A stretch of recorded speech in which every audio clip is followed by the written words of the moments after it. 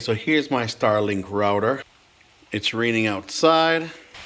I didn't mount it yet, but it's right there. As you can see, just aiming out to the sky. This was my last speed test. I'll do it again. Oops.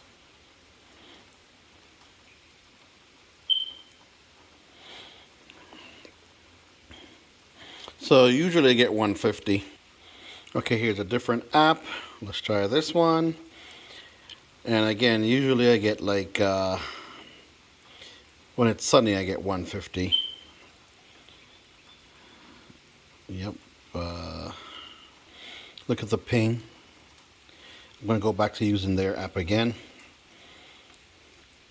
And so my upload is usually 50, 40, 50. One more time again, using their app. And that's what I'm getting. Again, it's kind of raining. And this is what I'm getting.